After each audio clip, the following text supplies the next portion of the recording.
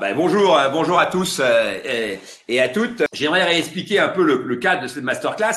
Donc la masterclass a été faite pour faire le pont entre Fairmove Investissement, donc le club deal de Fairmove que j'ai créé, et qui veut être mon associé.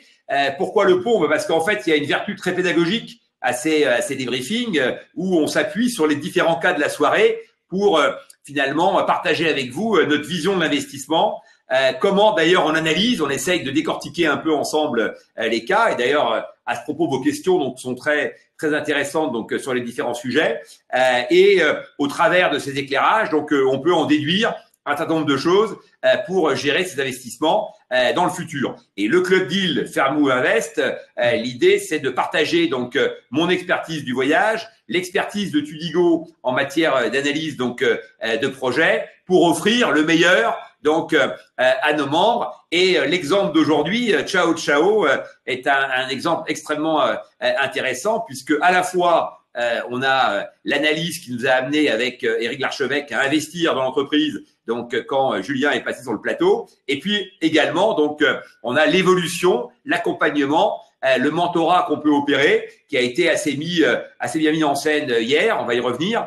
Et donc on voit que un projet en fait c'est pas juste un coup de cœur à un instant T, c'est de l'analyse à la fois sur le marché, sur évidemment les porteurs du projet, sur les perspectives du projet, mais aussi sur les capacités qu'on a à accompagner le projet et à créer ensemble de la valeur. Et donc ces masterclass qui ont lieu tous les jeudis à 12h30 ont pour objet de partager avec vous nos connaissances, nos expertises et ensemble d'essayer effectivement de toucher le Graal du choix des pépites, parce que c'est évidemment toujours très complexe et que personne ne peut dire que il est sûr et certain à coup sûr de trouver que des boîtes gagnantes. Il y a évidemment des boîtes qui vont très bien réussir, des boîtes qui réussiront moyennement, des boîtes qui pourront échouer. Mais il y a une certitude, c'est que la sélection à l'entrée est un élément très important de la réussite future. Voilà, on a restitué un peu le cas de cette masterclass et je passe la parole. Je présente Julien, avec qui on collabore maintenant depuis presque 1 an et demi. On l'a connu tout jeuneau sur le plateau de Qui est mon associé. 1 an et demi après, on a l'impression qu'il a pris 10 ans. Non pas physiquement, mais en termes d'expérience, de discours. Hier, quand je l'écoutais dans cette séquence, on voyait que c'était un peu, on voyait bien entre les deux séquences un peu comment tout ça avait mûri. Et c'est vraiment un très très bon exemple puisque c'était une boîte très early stage qui était venue avec une idée, un début de démonstration de chiffre d'affaires, puisque de mémoire, tu faisais un peu moins de 50 000 euros sur l'année 2022. Et puis, mais un projet qui était de nature quand même, qui était très disruptif et de nature à répondre à pas mal d'enjeux sociétaux, et écologiques, et humains, puisque finalement on permet de démocratiser l'accès à la van life. Et on a adhéré, mais avec une grosse prise de risque, puisque évidemment, ta capacité à délivrer tout ça dépendait de ta capacité à acheter une machine, à pouvoir produire les kits, à trouver ton marché, d'un point de vue marketing, et avoir des coûts d'acquisition qui seraient à la hauteur de tes possibilités, à être capable de délivrer les commandes, parce que c'est pas tout de faire des commandes, encore faut-il après pouvoir les livrer, etc., etc. Et 1 an plus tard, on est passé de moins de 50 000 à 700 000, quasiment 700 000 euros de volume d'affaires. L'entreprise est à l'équilibre, tu as construit toute une équipe. Et c'est tout ça que tu vas nous expliquer maintenant, sachant que tu cherches, rappelons-le, 600 000 euros pour pouvoir évidemment continuer à accélérer. Voilà, vous voyez, je vous avais dit qu'Alexandre Lingue était sûrement sur un gros coup. Vous voyez qu'il a sa veste. Et là, il a sa veste des grands jours de closing. Salut Alexandre. Salut Alexandre. Alors, je passe la balle à Julien. Salut Jean-Pierre. Voilà, je passais la balle à Julien, voilà, j'ai fait une longue introduction et maintenant c'est Julien qui va nous expliquer un peu où il en est et surtout comment tu as vécu la séquence de hier soir, pour commencer par faire le lien avec l'émission. Ouais, ce qui était vraiment marrant hier soir, c'est de pouvoir se replonger dans ce que j'ai vécu l'année dernière sur le plateau, qui a été un moment quand même très fort personnellement et à titre d'entrepreneur. C'était quand même des émotions assez fortes et ce qui était chouette, c'est que j'ai pu les partager avec toute l'équipe. Parce que la première fois, effectivement, j'étais tout seul. Et là, pour le coup, on est maintenant 6 dans l'équipe. Ouais, souvent, les gens sur l'émission disent « nous ». Et le gars est seul et il dit nous. Alors on dit mais c'est qui vous? C'est qui nous? Il dit bah c'est moi parce que voilà, et toi c'était un peu ça. Là, pendant un an, ça a été, enfin pendant 6 mois, ça a été ça. Effectivement, j'étais tout seul. Mais aujourd'hui, ça change la donne d'avoir une équipe de 6 personnes, clairement. Donc non, on l'a très bien vécu. C'était un chouette moment. Le reportage était vraiment, on l'a trouvé vraiment bien fait, bien monté.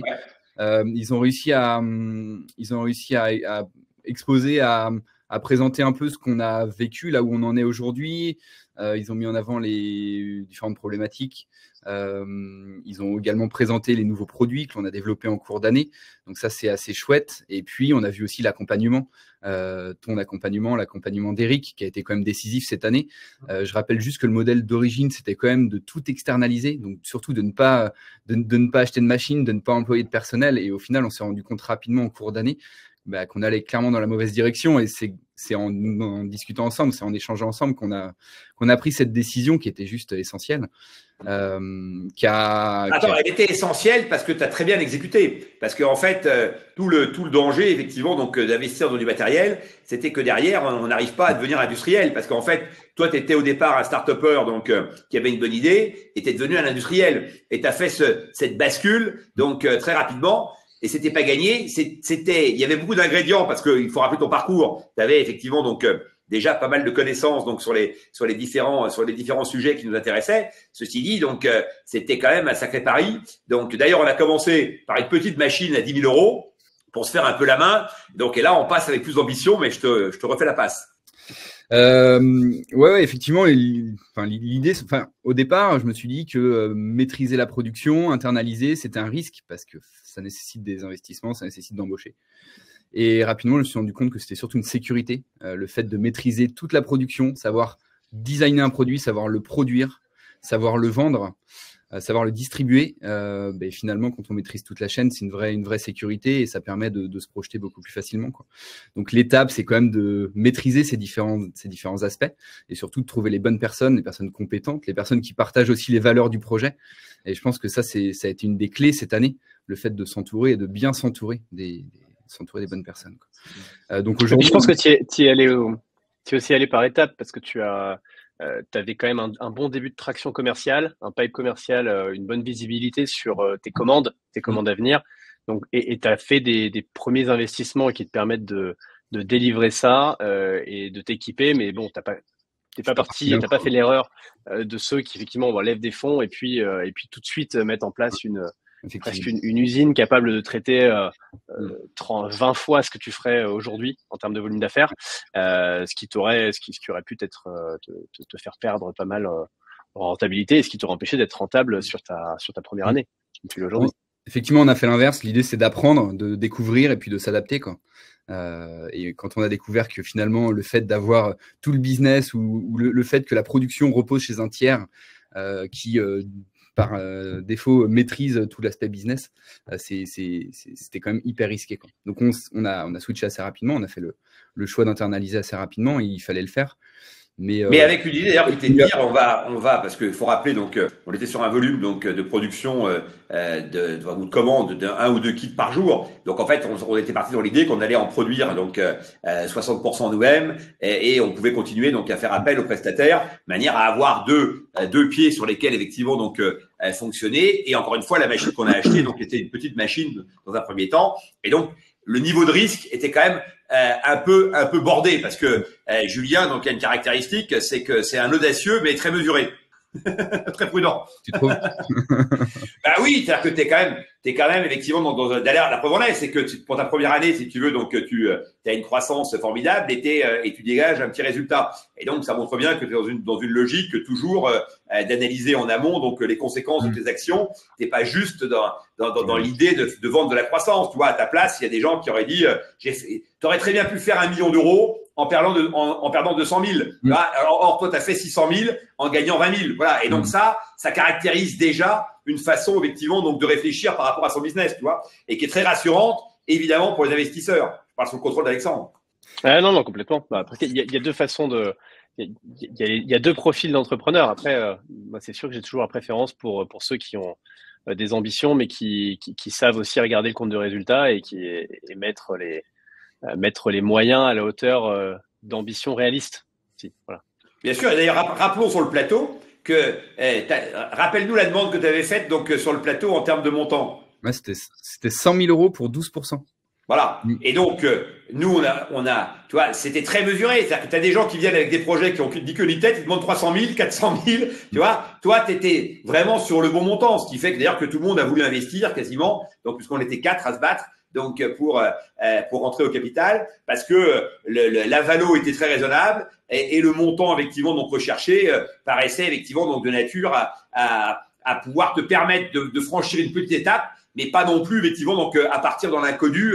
Tu vois, tu serais venu en disant il me faut 300 000 parce que j'ai une machine à 150 000. On dit d'accord, mais vous en vendez combien d'équipes? Ah ben j'en vends un par jour, mais vous comprenez, si ça monte, il faut que j'ai une grosse machine. Enfin, tu vois, tu aurais pu complètement inverser les sujets et toi tu y as été à chaque fois dans l'ordre. Et je pense que c'est ce qui fait aussi la caractéristique de ta façon de procéder, de réfléchir, et ce qui est très rassurant donc pour la suite des événements. Ceci dit, maintenant que les bases sont solides, tu veux lever de l'argent pour pouvoir accélérer. Donc parlons de cette belle accélération.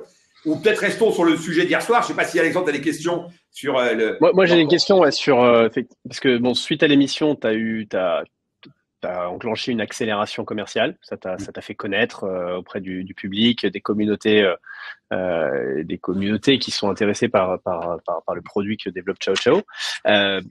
Quels ont été les challenges que tu as, les principaux challenges que tu as dû relever suite à justement cette accélération assez soudaine, hein, tu es passé de quasiment 0 à 700 000 euros, donc sur une activité sur laquelle en plus il faut produire. Et donc quels sont les challenges que tu as pu relever avec tes investisseurs? Quelle a été ta relation avec Jean-Pierre, Eric pendant cette année? Et puis effectivement, on peut venir ensuite sur quels sont les challenges maintenant que tu dois relever sur cette deuxième étape. Ouais. Le challenge, en fait, lorsque je suis passé dans l'émission, j'étais seul dans un petit atelier. J'avais pas d'outil de production, donc je produisais à la main.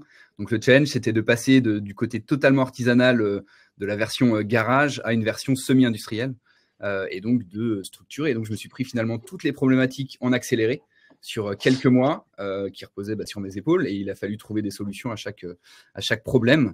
Et ce que je vous dis, le fait de pouvoir recruter, de s'appuyer sur le premier recrutement qui est juste décisif, le fait de pouvoir s'appuyer sur une personne et de pouvoir aussi partager cette charge mentale et avoir un retour, challenger les idées, ça a été essentiel. Ça m'a permis de me rassurer, ça m'a permis de construire, ça m'a permis de me projeter. Donc ouais, le premier challenge, c'était de s'entourer et de réussir il y avait des blocages psychologiques aussi. Le fait d'embaucher, le fait d'acheter des machines, quand on se retrouve avec des charges de 50, 60 000 euros par mois, on raisonne différemment, et ça, il faut aussi l'intégrer, quoi. Parce que moi, à l'origine, je suis pas entrepreneur, hein. J'ai été hydrobiologiste pendant 15 ans, donc j'ai travaillé sur la préservation des poissons et des rivières dans un milieu associatif où il n'y a pas cette notion de rentabilité, de charge. On l'a bien sûr, mais c'est différent, on travaille avec des subventions.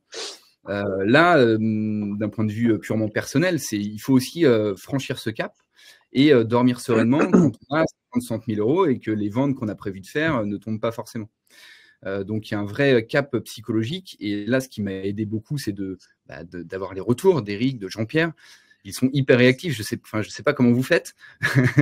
Et je vous remercie, mais retour d'Eric et Jean-Pierre, et puis retour aussi d'entrepreneurs localement, des Angevins, des gens qui ont vécu les mêmes situations et qui ont partagé leur expérience. Et ça, c'est hyper. Parlons de ça juste un instant, donc, parce que moi je suis allé te voir et donc j'ai vu que tu avais un petit réseau local. Donc, est-ce que tu as eu pas mal de presse aussi? Il faut dire que cette émission, au-delà de la diffusion du passage, elle a pas mal de répercussions donc dans les médias, donc sur des blogs, etc. Et notamment évidemment donc au niveau local où là tout de suite la presse se précipite donc pour dire une entreprise locale passe dans l'émission qu'ils vont l'associer, etc. Donc Ouest France notamment et souvent a fait beaucoup de papier sur ce sujet-là. Et donc ça veut dire que localement tu te constitues un petit réseau, tu as une petite notoriété et ça permet aussi sans doute d'accéder à des choses. C'est-à-dire que le fait de rendre visible un projet et le porteur du projet amène à toi des énergies positives, parfois inattendues, qui déclenchent aussi de la valeur. Tout à fait. Et moi, j'avais pas non plus de budget marketing. Et quand on lance un projet avec 1 000 euros, c'est aussi hyper compliqué en termes de développement commercial, marketing. Donc, c'est vrai qu'on peut s'appuyer aussi sur la presse locale, développer un réseau et les bouche à oreille qui commence à marcher et souvent qui est hyper efficace. Ouais. Donc, alors, tu vois, j'ai un message, donc petit message personnel. Donc, j'ai Hervé Le Guyader, je vois, donc, qui est mon oncle, donc avec qui je partais en camping-car, donc quand j'avais 16 ans, donc super projet. On aurait dû avoir ça, donc quand on partait à l'époque. Donc lui, il avait aménagé son camping-car tout seul. Voilà. Et c'est pour ça que moi, j'ai très bien compris, puisqu'après, en plus, j'avais investi dans une boîte Boufcamp, donc Kilway, donc pour le coup des vannes. Et tu te rappelles, on avait échangé sur le prix des vannes, etc. Donc moi, c'est un domaine qui me parle, au-delà même effectivement donc du voyage, au travers de ma propre expérience. Donc certes, il y a un certain temps, mais je vois très bien effectivement donc je voyais très bien pourquoi des gens donc allaient acheter ce produit. Et dans ce que tu présentais, il y avait aussi un élément important qui est l'adéquation avec le prix psychologique auquel le marché est prêt à adhérer. Tu vois, c'est-à-dire que ton kit à 7000 balles, je pense qu'on passait complètement à côté du sujet. Et donc, le fait de produire, c'était aussi un moyen de baisser un peu les prix, de maîtriser donc nos marges et le prix auquel tu le vends est un élément, effectivement, je pense aussi consécutif du projet. Tu as su être mesuré sur, tu vois, et trouver la bonne adéquation. Je pense que les clients, on a rarement, effectivement, donc eu des remarques sur le fait qu'on était trop cher par rapport à ce qu'on offrait. Non, et c'est en adéquation aussi avec la démarche responsable. C'est-à-dire que moi, je ne me voyais pas produire des kits en faisant venir du bois qui vient de Scandinavie, des Pays-Baltes ou de Russie pour faire voyager les gens à côté de chez eux. Donc, c'était totalement incohérent. Et c'est vrai que le fait d'avoir créé un produit 100% local, avec des ressources locales, avec des personnes qui sont en situation de handicap, qui nous aident sur l'assemblage des housses, des mousses, il y a toute une démarche responsable, inclusive, qui joue beaucoup parce qu'en fait, on est aligné avec nos valeurs et quand on parle aux clients, ils sont hyper réceptifs aussi. Et c'est vrai que oui, d'ailleurs, il faut le rappeler, tu as un discours qui effectivement donc aussi donc veut développer du sens, partager donc voire même une conception et un rapport au monde que tu as envie de démocratiser. Ouais, j'ai ça en moi depuis toujours et moi pour moi c'est pas un simple kit en bois, c'est pas juste un produit qu'on souhaite vendre, c'est un vrai outil d'émerveillement et de sensibilisation. Et l'idée c'est quand les gens achètent le kit, qu'ils partent juste à côté de chez eux, à 5-10 km de chez eux, pour se rendre compte qu'autour d'eux, il y a encore des espaces naturels, il y a des oiseaux, il y a de la vie, il y a des odeurs qu'on ne prend plus l'habitude de voir ou de percevoir. Et c'est vrai que c'est une vraie alternative à l'avion. C'est une alternative au voyage un peu à l'autre bout de l'Europe ou à l'autre bout du monde qu'on veut faire pour s'émerveiller.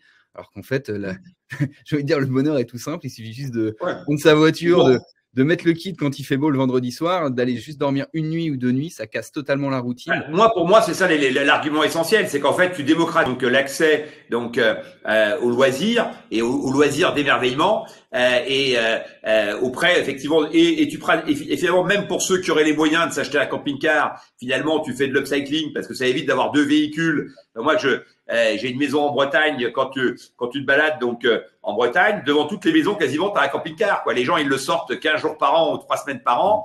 C'est de l'argent immobilisé donc et des sommes très importantes puisqu'on est sur des prix donc autour de 50 000 € comme on l'a dit la dernière fois, voire même beaucoup plus. Hein, l'entrée peut-être à 35 000, mais enfin ça coûte très cher. Si c'est pour l'utiliser 15 jours par an ou 3 semaines par an, ça n'a pas beaucoup effectivement donc d'intérêt. Et encore une fois, donc c'est un investissement très conséquent. Si tu peux avec ton véhicule utilitaire qui te sert à gérer ton job toute la semaine, partir le week-end, donc et en faire profiter donc ta famille, c'est évidemment donc formidable et c'est ce que tu démontres très bien. Hier, ce qui était très bien dans le reportage, c'était évidemment la scène du montage. Donc quand c'est Eric et moi, donc on déborde des 5 minutes, mais globalement ta promesse de 5 minutes a priori est tenue. Et on voit que, voilà, on imagine très bien les gens le vendredi soir sortir les caisses à outils, installer effectivement donc le véhicule en 5-10 minutes, mettre tout ça dans son garage, partir 2 jours et revenir le dimanche soir, donc en ayant vécu un super week-end, quoi. Donc c'est clair que quelque part tu t'apportes du bonheur à plein de gens qui n'auraient pas eu forcément les moyens de vivre ces expériences, ou alors avec des tentes de toile, etc. Mais ça, les tentes de toile, on n'a pas le droit de les installer partout. Rappelle-nous un peu aussi les avantages de la van life et des minivans par rapport aux autres types de modèles itinérants. L'avantage, c'est qu'on est discret, c'est qu'on consomme très peu de carburant. Et surtout, on passe sous les barres de stationnement qui fleurissent un peu partout, et c'est logique.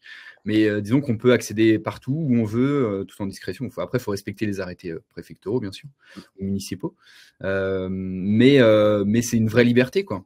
Aujourd'hui, avec un camping-car ou un van aménagé, souvent, on se retrouve parqué sur des aires de stationnement. Non, mais c'est même affreux. Et du coup, tu rentres dans les villes et tu n'as accès à rien et on te parque à l'entrée de la ville où il n'y a que des camping-cars donc qui sont alignés. Alors que moi, j'ai une maison donc face à la mer en Bretagne, il y a un petit parking donc devant très très discret. Bah, j'ai deux petits vans régulièrement parce qu'effectivement donc les vans eux peuvent stationner. Donc ce qui n'est pas le cas des camping-cars. Et le projet part de là. J'ai quelques petites questions sur la partie business. Parce que bon, on voit bien l'intérêt du produit aujourd'hui. Donc, il y a Gilles qui nous pose la question.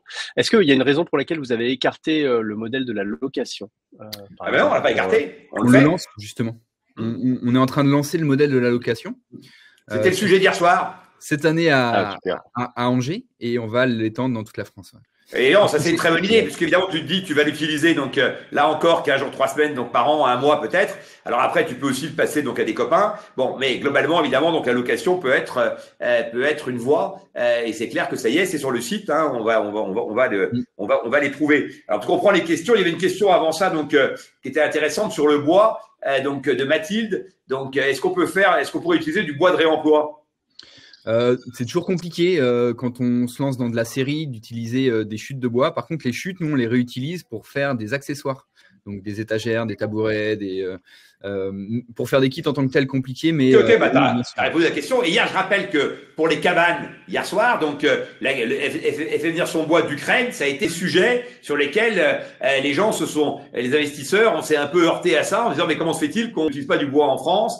Moi, j'ai posé la question 3 fois. Donc, j'ai tourné autour de ça parce que, ok, on comprend que c'est moins cher, mais d'un autre côté, donc, si on veut être en cohérence globale avec la mission, évidemment que ton approche donc semble la plus intéressante. Et donc, tu pourras partager avec elle, puisque qui veut nous l'associer est une grande famille, tu pourras lui donner tes combines en matière, effectivement, d'achat de bois. Avec grand plaisir. Donc aujourd'hui, si on fait le point à date, on est passé d'une entreprise en un an qui faisait un début de chiffre d'affaires à 700 000 euros sur l'année. Quels sont les grands leviers que vous avez identifiés pour passer de 700 000 à 7 millions de chiffre d'affaires et puis continuer à grandir? Les leviers que vous allez adresser notamment avec Jean-Pierre. Ouais. Clairement, on a fait 700 000 euros sans aucun budget marketing, et notamment du marketing digital. Donc, c'était que du bouche à oreille et le passage dans l'émission qui va être mon associé en janvier dernier. Mais aucune stratégie parce que on n'était pas structuré, on n'avait pas le personnel et puis on n'avait pas les budgets. Donc, l'enjeu aujourd'hui, c'est d'avoir cette strate qu'on est en train de mettre en place. On a déjà des tests, on a déjà des premiers retours des indicateurs sur l'efficacité et sur le coût. Donc, on a des campagnes qui marchent très bien, on sait comment faire. Donc, l'idée, c'est de scaler assez rapidement. Mais le marketing digital, c'est clairement la clé de développement de la structure. D'ailleurs, ça, on peut dire t'as beaucoup travaillé, parce qu'on a parlé beaucoup de la partie donc industrielle, mais tu as aussi évidemment les modèles de distribution et la partie digitale. Tu as refait le site intégralement, qui est d'ailleurs très chouette. J'invite tous les gens qui nous regardent à aller voir le site. Enfin, a priori, ils l'ont déjà fait, parce que hier soir, on a eu un pic d'audience extrêmement fort. On a dépassé 50 000, c'est ça? Donc 50 000, ouais. 50 000 visites, et puis ce matin, tu avais encore donc une grosse traction, alors que tu es passé donc tard dans la soirée, mais tu étais après le match de foot, donc ceci peut expliquer cela. Il valait mieux hier soir donc être à 23h que sans doute que d'être à 21h30.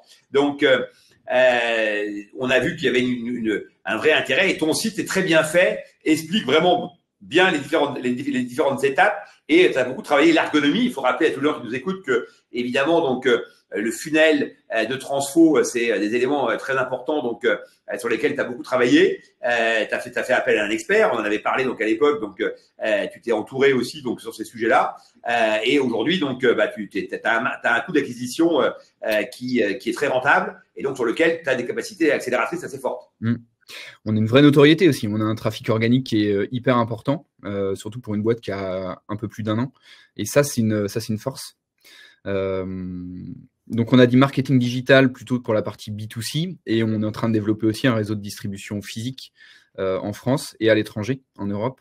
notamment en Allemagne, pour avoir aussi des endroits, des sites sur lesquels les kits peuvent être exposés pour que les gens puissent éventuellement revoir le produit ou au moins tester avant d'acheter le kit. Tu vois, Aurélien Zambon qui te met super l'animation, donc pour voir concrètement la salle d'Aurélia, donc spécialiste des sites d'ergonomie, puisqu'à chaque fois il nous met des commentaires sur l'ergonomie des sites. Donc tu vois, toi tu as eu une bonne note, tu vois, donc je sais pas si tu as 10 sur 10, t'as au moins 9, tu vois. Et juste, je réponds à Mounir, je te coupe, mais je réponds à Mounir parce que qui nous dit, mais est-ce qu'il n'y a pas un effet post-confinement? Non, les chiffres d'usage sont absolument dingues. Rappelle-nous donc le nombre de véhicules qu'on pourrait équiper potentiellement en France. Ouais, la force du kit, c'est qu'il est compatible avec plus de 140 modèles de voitures, donc ça représente 25 millions de voitures en France et 200 millions en Europe. Donc on a un marché à plusieurs milliards d'euros. Parce qu'il faut vous rappeler, les amis, que là, les chiffres qu'on donne, c'est uniquement sur la France. Et la France, pour nous, c'est Angers un peu autour. Non, je plaisante. Mais on n'est que sur la France. On a un potentiel sur la France. Mais ensuite, évidemment, qu'on a pour ambition donc d'attaquer notre marché donc européen. Hein. Il ne s'agit pas de se lancer donc à corps perdu dans le monde entier. Mais en tous les cas, donc d'attaquer les marchés européens. Et donc, le potentiel démultipliant est évidemment extrêmement fort, compte tenu du fait qu'on surfe sur une vague donc de la mobilité douce, de la van life, donc du camping-car, de l'hôtellerie de plein air. Donc, tous ces concepts explosent complètement. Et donc, dans un monde en plus où les coûts de l'hôtellerie donc classique donc sont de plus en plus élevés, où les billets d'avion, indépendamment du problème écologique, donc ont quasiment doublé donc sur les 3 ou 4 dernières années, eh bien, c'est une vraie alternative donc sympathique donc et à disposition de beaucoup de gens. Et donc, au contraire, moi, je pense que c'est un marché on est vraiment qu'aux prémices du marché en question. Parce que là, on parle de voyage, on parle de van life, mais il y a plein de domaines d'application différents. Hein. On peut penser aux sportifs, par exemple, sportifs outdoor, des trailers, des VTTistes. On peut penser on en a parlé tout à l'heure, mais aux artisans qui ont déjà le véhicule. Il suffit juste de mettre le kit le vendredi soir pour pouvoir transformer sa voiture ou son utilitaire et partir à l'aventure. Donc, il y a tout un tas de domaines d'application. Il faut juste faire connaître le produit, faire connaître cette alternative et voilà, donc c'est pour ça qu'on a aujourd'hui besoin d'un budget marketing, notamment marketing digital, hyper important pour faire connaître le produit et réussir à le vendre. Oui, et surtout… Tu disais que tu avais une acquisition qui était… Non, vas-y. Tu parlais d'une acquisition rentable. Tu veux donner quelques métriques sur ton coût d'acquisition et ton ROAS? Ouais, on est sur un ROAS entre 7 et 10 sur les premiers tests qu'on a fait, sachant qu'on était sur des tests hors saison. Il y a une saisonnalité au niveau du produit. Donc, ce qui est donc un ROS entre 7 et 10 pour ceux qui connaissent pas le terme, ça veut dire que lorsque vous dépensez 1 euro, ça vous en rapporte entre 7 et 10 en termes de chiffre d'affaires. Voilà. Et après, rapport à la marge, du coup, donc pour montrer que l'acquisition effectivement est rentable. Au niveau de la marge, on est entre 62 et 68% de marge de production. Voilà. Donc après, forcément, il y a des coûts d'acquisition, on vient d'en parler. Il y a des coûts aussi, lorsqu'on revend en B2B, il y a forcément des coûts revendeurs. Mais ce qui fait qu'on reste sur des marges, in fine, autour des 45-50%. Les amis, on va bientôt passer au débrief des autres projets de l'émission. Ce que je vous propose, c'est qu'on prenne les questions qui sont… Il y a pas mal de questions dans l'onglet questions là, qui sont remontées. Donc, j'ai une première question de Gilles, notamment. Quel est le pourcentage de demande entre l'achat et la location? Alors, la location, c'est vraiment récent. On n'a pas encore de recul. Ouais. Vous n'avez pas encore d'indicateur sur la demande par rapport à ça même? On vient de lancer l'offre et ça ouvre au mois d'avril. Donc, on n'a vraiment aucune donnée sur la partie location. Ça marche. Par contre, ce qu'on peut rappeler, c'est que évidemment un des marchés qui peut s'ouvrir à nous, la location via des loueurs de voitures et notamment donc des loueurs de voitures utilitaires. On a rencontré donc avec Julien, le patron d'Avis en France, qui était emballé par l'idée. Après, donc, ces équipes, ça a moins suivi pour l'instant, mais juste on leur refait signe, on est toujours très ouvert. Et cette idée de la location donc en direct peut aussi passer par des intermédiaires, donc dont c'est le métier, et pour qui ça représenterait un complément de revenus, puisque tous ces acteurs de la location automobile cherchent des kits à proposer. Évidemment, le siège enfant, donc c'est le truc le plus évident, mais ils vendent des GPS, enfin ils louent des GPS, ils louent un tas de trucs pour effectivement donc essayer d'augmenter le revenu moyen. Donc, on peut faire partie de cette équation-là et ça pourrait être aussi une grosse traction, ne serait-ce qu'en termes d'évangélisation, parce que ce qu'il faut expliquer, c'est que très peu de gens connaissent donc ce modèle et donc on a nécessité à évangéliser au maximum. Hein. Question de Jean Corentin. Il dit que bon, là, vous créez un nouveau service sur ce produit. Est-ce que vous envisagez la création de nouveaux produits complémentaires? Ouais, on va poursuivre En fait, aujourd'hui, on a 3 kits qui couvrent, on a dit 140 modèles de voitures. On va proposer des variantes. Et les variantes, c'est notamment la possibilité de scinder le kit 2 places en kit 1 place qui permet de répondre à tous les besoins. Par exemple, un couple qui achète un kit 2 places, un week-end, l'homme ou la femme peut l'utiliser en mode 1 place avec un VTT ou une planche de surf. Et le week-end d'après, ils peuvent partir en couple sans problème. Donc, on essaie vraiment d'identifier les besoins, d'être à l'écoute des clients. On fait beaucoup de salons aussi. Et puis, on adapte le produit. Mais oui, dans l'équipe, on a un designer produit qui travaille à temps plein sur le développement de nouveaux produits. Donc, on va continuer de développer la gamme dès cette année. Alors, par rapport au design du produit, justement, est-ce qu'il est prévu d'optimiser le dispositif pour qu'il puisse prendre moins d'espace et que les utilisateurs puissent l'avoir à tout moment dans la voiture pour à tout moment le transformer en… Ouais. C'est déjà le cas en fait. On a retravaillé les produits durant cet hiver et aujourd'hui, les kits, lorsqu'ils sont ils tiennent dans le coffre et on peut rouler à 5. C'est-à-dire qu'en fait, on peut laisser le kit en permanence dans le coffre, rouler à 5, rouler en famille. Et lorsqu'on en a besoin, il suffit juste de rabattre la banquette et d'installer le kit en quelques minutes. Donc, alors, il y a des éléments très concrets. Alors déjà, donc pour Catherine qui est arrivée, on s'en excuse. Elle dit qu'elle est un peu paumée, mais Catherine, tu pourras donc regarder donc le replay, donc et 2, donc il y a déjà beaucoup d'infos donc sur Tudigo, donc concernant donc Ciao Ciao. Mais je rappelle qu'il y a un replay qui vous est envoyé donc à la fin et donc tu auras une session de rattrapage. En ce qui concerne donc les questions sur la valo, donc parce que là il y a des questions concrètes sur l'investissement dans Ciao Ciao. Donc quelles sont les perspectives? On rentre sur une valo à combien et quels sont les espoirs qu'on peut fonder? La valo est à 1 950 post-monnaie. On lève 400 en capital, 200 en compte courant d'associés. C'est un x3, x3, x5. C'est plutôt un x5 qui est prévu à 5 ans, à l'horizon 5 ans. Sachant oui, moi je dirais que la valo est très réaliste. Hein, pour ceux qui ont la pédagogie d'expliquer donc comment on investit. Là, on voit qu'effectivement, donc on est sur une boîte qui fait 700 000 donc de chiffre d'affaires, qui envisage donc de doubler donc son chiffre d'affaires donc en 2024, qui a posé des fondamentaux extrêmement solides, donc a commencé donc par ceux de la rentabilité et qui a devant lui des perspectives très fortes. Il a réussi à faire avec très peu de moyens déjà tout ça, donc on imagine ce qu'il pourra faire donc avec 600 000. Et comme il n'a pas la folie des grandeurs, le fait d'avoir ces moyens va pas non plus va pas le faire déjouer, bien au contraire. Donc il va savoir donc faire fructifier cet argent. Et donc globalement, 2 millions de valo, ça a été une longue discussion avec Tudigo sur les éléments de la valo. Voilà, c'est une valo de l'année 2024. Hein. Je pense que les mêmes chiffres en 2022 auraient amené des valos beaucoup plus fortes. Je pense que vous avez tous vu sur le plateau donc des valos à 5-6 millions de gens qui font zéro de chiffre d'affaires. Hein. Je rappelle qu'il y a des valos à 6 millions à qui on l'associe avec des gens qui font zéro de chiffre d'affaires. Donc là, on est vraiment, je dirais pas que c'est cadeau, parce que c'est jamais cadeau, donc qu'il y a toujours une part de risque. Il faut évidemment donc le rappeler. Mais cette valo à 2 millions, je pense, est extrêmement attractive. Et nous, Favos Investissement, on encourage tous nos membres donc à investir dans Ciao Ciao, parce que c'est, je pense, donc un investissement qui à la fois est très sympathique à suivre en termes de croissance sur les années à venir, en termes même de basculement sociétal, donc sur les modes de consommation de loisirs. C'est un investissement dont on peut parler à ses amis parce que certains seraient intéressés pour devenir clients. Donc, et c'est surtout un très bon rendement, à mon avis, donc à venir, comme l'a rappelé Julien. Peut-être pour expliquer un petit peu les perspectives, pour qu'on comprenne un peu ce qu'il y a derrière ce multiple à x5, les prévisions peut-être, parce qu'on parlait en termes de chiffre d'affaires, là l'ambition c'est à 5 ans d'être au moins à 7 millions d'euros de chiffre d'affaires.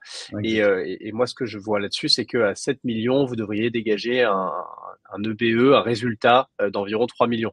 Exactement. Donc là, c'est monstrueux.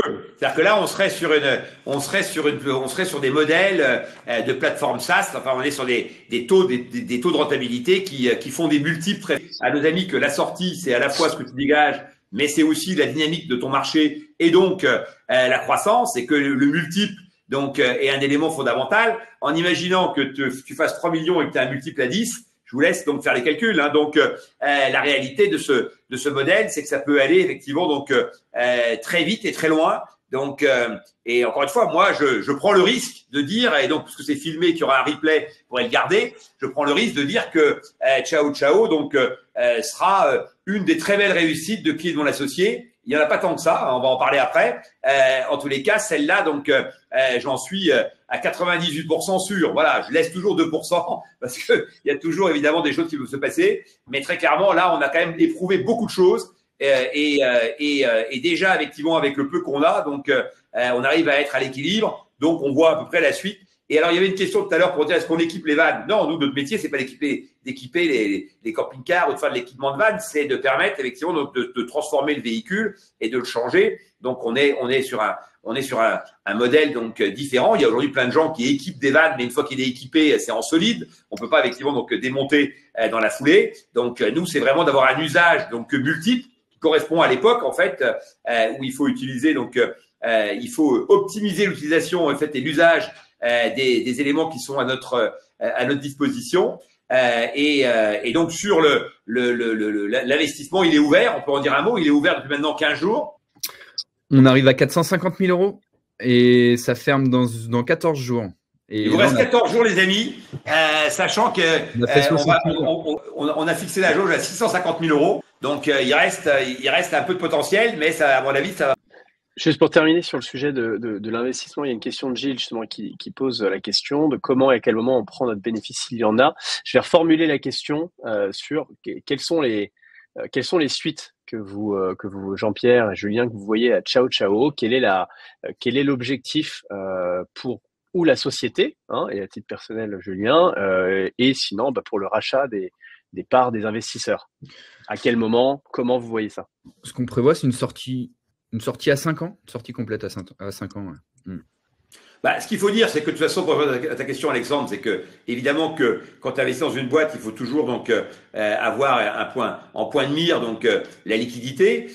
Et cette liquidité, en fait, elle viendra sans doute d'un adossement industriel, parce que quelqu'un a posé la question tout à l'heure en disant mais est-ce que vous pouvez pas être concurrencé? Bah, d'abord on peut toujours être concurrencé. Donc deuxièmement, donc c'est plutôt une bonne nouvelle quand il y a des concurrents, parce que le marché est tellement énorme que de toute façon il faut ouvrir ce marché. Et la meilleure des choses qui puisse arriver, c'est qu'évidemment des acteurs majeurs se mettent sur ce créneau-là, qu'à un moment donné, il y a une consolidation du marché, d'où le fait qu'on a intérêt à prendre beaucoup d'avance, parce qu'on a la chance d'être parti un peu plus tôt, et donc tel le lièvre et la tortue, donc l'avance qu'on a pris, donc si on continue à accélérer, devrait être décisive, et auquel cas il y aura une valeur industrielle, il y aura même une surprime sans doute payé par l'industriel qui aura besoin de cette brique et qui voudra bénéficier de tout le travail qui a déjà été fait. Il y a une question très importante aussi qui n'a pas été posée là, mais qui est souvent posée, qui est de se dire oui, mais finalement il y a qu'aurait pu poser Anthony Bourbon, qui est de dire mais il n'y a pas d'abonnement, il n'y a pas de récurrent. En fait, c'est pas si vrai, parce qu'il y a plusieurs types de récurrence. Il y a d'abord des produits additionnels que propose effectivement Julien régulièrement pour améliorer l'expérience de vie donc autour du véhicule, et donc ces produits on les propose évidemment donc en priorité à ceux qui ont déjà acheté le kit. Et puis il y a un réseau d'ambassadeurs de ceux qui ont déjà acheté le kit et qui proposent à leurs amis de l'acheter et qu'on rémunère donc évidemment donc tel Tupperware hein, donc puisque les gens sont très contents d'inviter leurs amis à l'apéro et de montrer leur kit et comment effectivement on l'installe en 5 minutes. Donc parce que c'est souvent une promesse que les gens ont du mal donc à appréhender. Eh bien donc le mouvement naturel c'était de dire bah allez jusqu'à vendre donc le kit et on vous rémunère. Et donc Julien développe un réseau d'ambassadeurs. Donc en fait la communauté se construit et elle crée elle-même de la valeur et une dynamique. Hein, donc à la fois en termes d'évangélisation, de démonstration, mais aussi en termes commercial.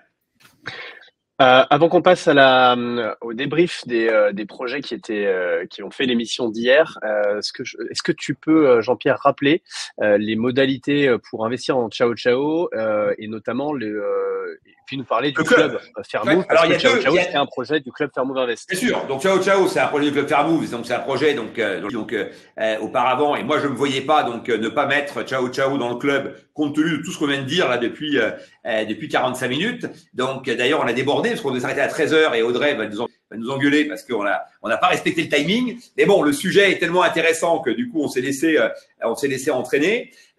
Et donc, les caractéristiques, donc, c'est que c'est un projet qu'on présente dans Farmou Invest. On peut investir que dans Ciao Ciao si on le souhaite. Mais dans ces cas-là, on a des frais à hauteur de 7%.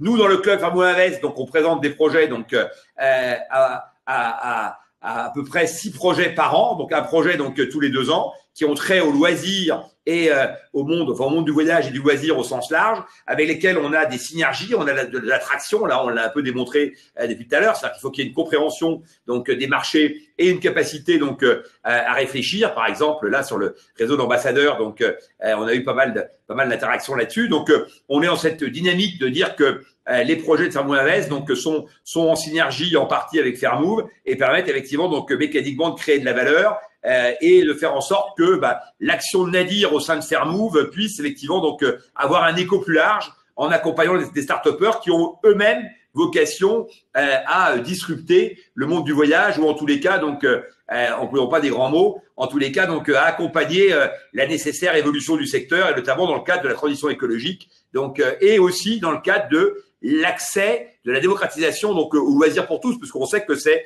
un vrai sujet. Vous savez qu'il y a 1,5 million de jeunes qui ne partent plus en colonie de vacances parce que les colonies ferment les unes après les autres. Voilà un vrai sujet sociétal. Donc, je dis pas que Ciao Ciao va résoudre tous ces problèmes-là. En tous les cas, il apporte une petite contribution à ces éléments et ça fait partie effectivement donc de la vocation du club que d'accompagner des gens qui ont du sens, qui donnent du sens, qui est le bon et qui en même temps donc sont sur des valorisations très correctes et qui permettent donc à ceux qui vont les accompagner d'avoir un rendement sur leur investissement. Donc on résume, en fait, on peut rejoindre donc le club Fairmove Invest pour être tenu au courant de tous les deals qui seront présentés aux membres de la communauté et surtout accompagnés dans leur croissance, leur développement par toi-même et tes équipes, qui vont essayer de rechercher un maximum de synergie et puis comme tu le fais avec les projets de l'émission, de les mettre sur la bonne voie, de leur éviter les erreurs classique que tous les entrepreneurs font au démarrage et puis trouver des moyens d'accélérer. Et également, avantage pour les membres du club, au-delà en plus de masterclass telles que celle-ci et d'autres qu'il y aura toute l'année, il n'y aura pas de frais sur l'investissement puisque investir chez Ciao Ciao, donc c'est 7% qui correspondent à 1% de frais de gestion annuels sur 7 ans qui sont remboursés aux membres du club qui auront payé leur abonnement annuel de 590 €. Voilà. Donc, vous êtes polyaffectif, et auquel cas vous êtes dans le club, ou vous n'avez que de l'amour et de l'ambition pour Ciao Ciao, et auquel cas vous pouvez effectivement, donc on peut aussi flécher. En fait, ça c'est très pratique puisque globalement donc ça permet donc à tout le monde d'accéder donc à l'investissement dans Ciao Ciao, ce qui est assez logique, d'autant plus que Ciao Ciao a déjà un petit début de communauté, comme je l'ai dit tout à l'heure, avec des gens qui ont voulu investir parce qu'ils sont fans du projet et qui veulent apporter aussi leur énergie. L'investissement donc participatif a une vertu, c'est que il fédère plein de gens qui eux-mêmes vont apporter leur contribution au développement de l'entreprise. Donc il y a un effet démultipliant extrêmement intéressant. On va répondre à toutes les questions sur le club juste après, parce que je vois qu'il y a plein de questions. Donc mais on va libérer Julien et on va passer au débrief peut-être de l'émission. Merci Julien. Et oui, je rappelle qu'à 18h, je vais faire comme les curés à la messe qui, à la fin de la messe, annoncent les messes d'après. Donc, je rappelle qu'à 18h, il y a un live donc sur Meta où on retrouvera Julien, donc on retrouvera donc Aurélien, donc qui était présent à l'émission hier soir, et on retrouvera également donc le magicien bio. Je sais que là que j'ai vu qu'il y avait Welcome qui était avec nous, Account qui était avec nous. Si tu veux venir, tu me fais signe. Donc on t'embarque dans le live de ce soir à 18h, évidemment avec plaisir. Et puis nous on se retrouve lundi soir à 18h. Donc Julien, pour là vraiment une séance que sur Ciao Ciao et pour tous ceux qui auraient encore des questions. Donc rendez-vous donc lundi soir en espérant qu'il reste des places parce que ça commence à devenir plus compliqué. Voilà. Bonne journée, à bientôt. Salut camarades. Merci Julien, à très vite. Ciao. Ok, écoutez, je vous propose, donc, pour ceux qui nous ont rejoints en cours de route, parce que l'horaire pour certains c'était 13h, vous avez, je rappelle un petit peu les différents outils que vous avez à disposition là sur ce live. En bas à droite, vous avez l'onglet chat que beaucoup d'entre vous sont déjà en train d'utiliser. Et vous avez également juste à côté un onglet questions sur lequel vous pouvez poser vos questions et voter pour les questions auxquelles vous souhaiteriez avoir la réponse en priorité. Ça nous permet de faire remonter à la surface les questions les plus populaires. Et puis, comme on n'a pas toujours le temps de répondre à 100% des questions, de répondre d'abord à celle-là. Fonctionnement du reste de ce live, on va se passer les projets assez rapidement. Ouais, juste un truc, Kevin Charpentier qui dit j'en ai payé, donc je sais pas si Audrey peut juste répondre en aparté à Kevin. Donc je sais pas, on prend bien les paiements du Maroc, il n'y a pas de blocage particulier de l'étranger, Alexandre, où il y a une démarche particulière à suivre. Ça dépend plutôt des cartes. Ça, on va regarder en direct avec Kevin pour voir ce qui peut bloquer du point de vue paiement. Après, le fournisseur de paiement actuel qui est derrière là actuellement la plateforme, c'est Stripe, donc c'est quand même le leader mondial sur les paiements en e-commerce, donc ça devrait normalement ça devrait fonctionner. On va trouver une solution, donc Kevin, pas de problème. Ouais, effectivement, Benjamin, tu viens de le souligner, il y a 8 boîtes, donc c'était dense et du coup ça va être très dense sur ces 40 minutes. Alors allons-y, on va faire très vite. C'est parti. Flamingo Box, qui était extrêmement comme je l'ai dit hier soir. Moi, je l'ai dit hier soir, voilà, c'est un bon gars sympa avec qui on aimerait bien avoir une bière. Après, le reste, pour moi, c'est des modèles, take the model and run. On nous a dit qu'il avait fait 1,6 million, donc, avec son système de colis, tant mieux. Donc, pour lui, est-ce qu'on peut monter un business industriel là-dessus? J'en suis pas certain. Voilà, c'est une bonne idée sympathique qui peut produire un peu de richesse à un instant T. Est-ce que c'est un business dans lequel on peut investir avec une perspective sur 5, 6, 7 ans? J'en suis pas bien certain. Voilà, raison pour laquelle, effectivement, donc moi, je n'y suis pas allé.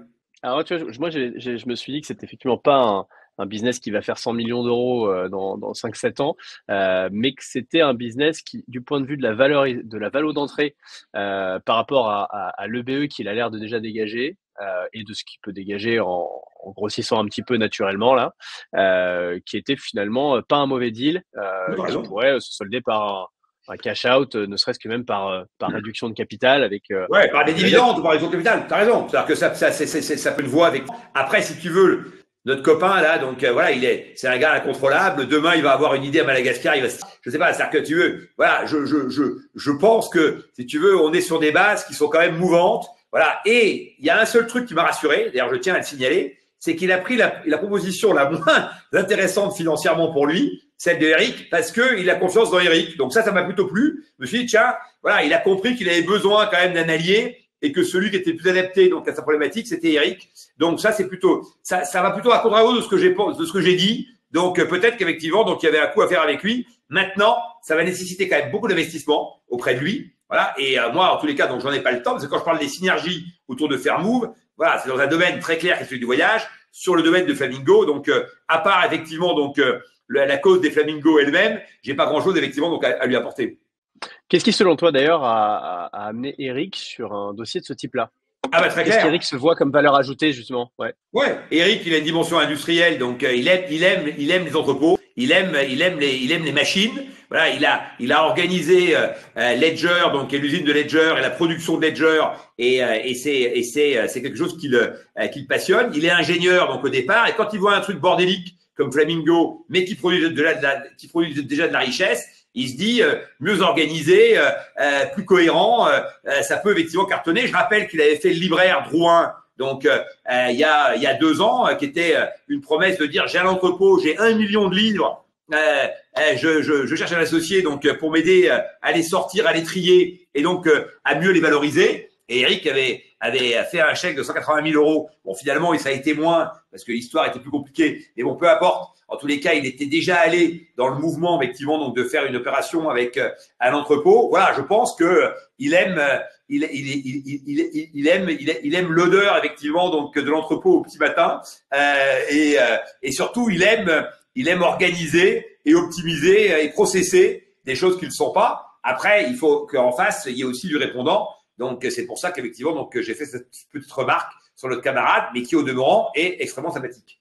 Je te propose qu'on passe au projet suivant qui était… juste un truc, Baptiste, donc, qui dit qu'il est un peu dans le voyage, donc qui voudrait te présenter. Donc, on va remettre l'adresse, donc contact Jean-Pierre Nadir, donc .fr. Donc, on vous remet l'adresse là où vous devez envoyer vos decks, donc pour tous ceux qui ont des projets. Excuse-moi, à toi. Yes. Projet suivant, plus structuré, plus ambitieux, avec deux fondateurs qui ont l'air d'avoir la tête bien sur les épaules. Welcome Account. Welcome Donc Account là, qui, on le rappelle, propose une néobanque pour les gens qui arrivent de l'étranger, qui ne savent pas ou qui n'ont pas accès au circuit bancaire et qui va leur proposer une carte bancaire, un compte et une carte bancaire pour la somme de 59 € par an et qui s'appuie sur une stratégie B2B2C pour acquérir les clients et notamment par le biais des associations. Alors, on a des gens de chez Welcome Account, donc si j'ai dit une bêtise, ils vont pouvoir nous corriger. Caroline est avec nous, donc tu vois qu'il y a un grand suivi de leur part. Donc, comme je l'ai écrit ce matin, donc moi Caroline m'a fait une grosse impression. Donc, projet qui est très bien porté, donc et qui était très bien, donc très bien compris, digéré et animé. Eric, alors plusieurs choses. D'abord, bon, hier soir sur Twitter, il y a eu pas mal de propos racistes sur effectivement, donc encore un truc qui va accélérer donc les migrants en France, etc. Moi, je crois que bien au contraire, c'est encore un truc. C'est pas encore un truc justement, c'est peut-être enfin un truc qui va permettre donc d'accélérer donc l'intégration et l'inclusion parce que comme l'a très bien dit d'ailleurs Anthony, donc quand t'as pas de compte, tu te sens exclu du système et ta vie est un enfer et c'est très compliqué quand bien même tu aurais donc un salaire. Voilà, donc je pense que ça résout un vrai problème. Bon, premier élément. Deuxièmement, comme l'a dit Eric, ils ont résolu le problème de l'acquisition puisque évidemment il y a une viralité qui se développe donc extrêmement fortement. C'est-à-dire que les migrants étant organisés souvent en communauté, quand une communauté donc a intégré que cette carte était finalement un moyen pour les entrants donc d'avoir les moyens de gérer donc leurs différentes affaires, ils vont proposer la carte donc eux-mêmes. Donc t'as pas de coût d'acquisition donc marketing. Ensuite, on est sur des populations qui n'ont pas beaucoup d'argent, ça c'est évident. Et donc moi, l'idée de dire on peut monter le prix, etc. Moi, je suis pas d'accord avec ça parce que je pense qu'il y a quand même une mission sociale dans cette logique. Et comme je l'ai dit hier soir, je pense que c'est toujours plus facile de prendre un petit peu à plein de gens plutôt que de vouloir prendre beaucoup à quelques-uns. Voilà. Et donc je pense que l'idée effectivement d'avoir une assiette extrêmement large, donc est une bonne idée à condition que les coûts soient mesurés. Je pense même qu'on peut avoir un tas de financements complémentaires. D'ailleurs, j'imagine évidemment que Caroline donc s'en occupe. Et donc voilà, moi je pense qu'il y a une mission qui est belle, donc qui est bien portée. Il y a une techno, il y a une logique donc sur ces néobanques qui créent donc qui sont très valorisées. Voilà, indépendamment de ce qu'elles rapportent, il y a une valeur aujourd'hui des néobanques qui est extrêmement forte. Et il y a une nécessité des banques d'apparaître comme sympathique. Donc moi je pense qu'il y aura une sortie. C'est-à-dire que là ce qu'il faut c'est avoir une communauté large, montrer que ça marche et dès que tu vas commencer à avoir un peu de volume, tu vas être extrêmement attractif et il va se passer ce qui se passe tout le temps. Donc une banque te proposera la botte. C'est pas gagné. C'est pas gagné Non. parce que moi je dis ça reste c'est quand même un sujet tu vois aujourd'hui et d'ailleurs il y a le commentaire dans le chat aujourd'hui tout le monde peut ouvrir un compte chez Compte Nickel, chez un buraliste. Tu en as d'ailleurs eu d'autres qui se sont lancés là-dedans. Le sujet de l'inclusion bancaire, c'est un sujet qui a déjà été adressé. Il a quand même pas mal de challenges parce que tu t'adresses quand même à une population qui va pas avoir une durée de vie de compte extrêmement longue parce que ou ils sortent complètement du système ou alors ils n'ont pas les moyens de continuer à payer leur abonnement ou alors dans le cas effectivement des étrangers, peut-être tu as des étudiants étrangers mais ils repartent dans leur pays et puis tu as quand même pas mal de sujets c'est très concurrentiel, t'as quand même pas mal de néobanques qui sont ouvertes, il y a assez peu de barrières à l'entrée pour ouvrir une néobanque aujourd'hui et tu as quand même des sujets de réglementation aujourd'hui, ne serait-ce que c'est alors c'est mais c'est pour ça qu'il faut accompagner. Il avait souligné, mais tu vois, le KYC, la partie réglementaire, ça a un coût. Ça a un coût réel et le modèle économique, 59 € par an, quand tu vas traiter du KYC sur ces populations-là, sur lesquelles tu vas en avoir pas mal de difficultés, des pièces qui sont rejetées, etc., tu vas avoir énormément de support client. Alors Caroline va nous répondre, mais elle dit, tu vois que déjà c'est pas naturel d'aller chez un buraliste, donc ils ont évidemment donc été confrontés à ce type de questions. Mais au-delà de ça, moi je pense que si tu veux l'intérêt des communautés, c'est que tu es accompagné. Et en fait, tu vas t'adresser. T'as plein d'associations donc d'ONG etc. qui accueillent et c'est elles qui vont faire ces démarches-là, c'est elles qui vont aider les gens et c'est elles qui vont te dire acte 1, faut que tu ouvres un compte en banque, faut que tu fasses ci, faut que tu fasses ça et il faut les papiers pour eux. Aujourd'hui donc toutes toutes les subventions, etc. Donc les gratifications, les bonifications, les accès aux aides, etc. C'est jamais le gars qui le traite lui-même, c'est des assos qui remplissent tout pour eux, tu vois. Et donc je pense que c'est ça un peu la force du projet, c'est que cet accompagnement-là, finalement, tu t'appuies dessus pour effectivement donc développer ton propre modèle, tu vois. Voilà. Et je pense que par contre le sujet du prix, voilà, ça c'est un vrai sujet. C'est comment tu arrives à baisser ce prix-là et est-ce qu'effectivement donc il n'y a pas des considérant comme tu dis l'inclusion bancaire et comme étant un vrai élément donc encore une fois d'intégration donc dans le pays. Comment t'en fais un vrai levier? Je pense que là effectivement il y a pas mal de choses donc à travailler. Mais je sais qu'ils sont très actifs puisque comme je l'ai mis sur mon post donc LinkedIn ce matin en commentaire. Donc ma femme travaille dans une association qui s'appelle Connexio et qui fait de l'inclusion donc numérique, qui forme les gens donc aux différents métiers et donc ils connaissaient très bien donc Welcome Account. Tout ça c'est un monde en fait dans lequel si tu sais surfer, tu peux effectivement donc trouver une voie. Voilà, et c'est pour ça que moi j'étais prêt donc à accompagner un peu le mouvement modestement. Donc, je suis d'accord avec toi. Évidemment que là, rien n'est gagné et et que tout ça est un pari. D'où le fait que moi j'étais prêt à mettre 100 000, tu vois, et que j'étais pas prêt non plus à y mettre des montants à considérer. Voilà, je pense que la cause le mérite et que les porteurs du projet me semblent être en capacité d'avoir l'agilité qui va leur permettre de trouver la voie. Voilà. En tout cas, c'est un projet qui va demander pas mal de fonds, à mon avis, pour pouvoir atteindre la rentabilité. Tu vas avoir quand même besoin de tours de table assez conséquents pour arriver, un peu comme toutes les fintechs, hein, au seuil de rentabilité et commencer à dégager vraiment de la marge. Ouais, moi je pense que tu vendras avant. Voilà, ma conviction, c'est que dans ce genre de business, et après il faut s'adosser à l'industriel. Ok, ça marche. Et, projet suivant. Alors, on avait Gauchois. Alors, c'est marrant parce que quand tu as fait A et que j'ai vu ton faciès, je me suis dit, tiens, on va parler de la bière. Eh ben, je te laisse introduire le sujet. Le sujet, alors Gauchois, il a mis au point et il commercialise une bière sans alcool.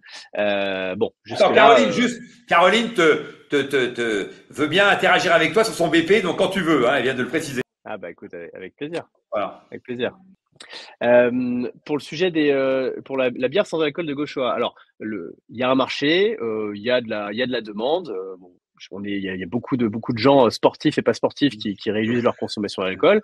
Ok. Maintenant, c'est un marché qui est concurrentiel. Moi, ce qui m'a frappé, c'est plutôt le porteur de projet. Il me semblait peut-être pas le bon jockey pour mener le projet à bien. Voilà. Mais bon, je te laisse un peu nous donner toi tes impressions sur la boîte. Moi, je pense que j'ai fait une conclusion qui contenait un peu tous les points. C'est-à-dire que le porteur de projet est à la fois un gars très précis qui connaît bien son business, donc qui a réponse un peu à tout. Alors, on a lu quelques-uns comme ça depuis le début, mais enfin, il fait partie effectivement, donc je pense du haut du panier, donc en matière de capacité, d'éloquence, donc et de pertinence. Après, effectivement, le corollaire de ça, c'est que il pouvait se dégager de sa façon de répondre d'une forme d'arrogance qui, à un moment donné, donc s'est heurté effectivement à la question de marque. Il faut rappeler que la question de marque, pour ça que moi j'ai essayé de revenir sur le budget.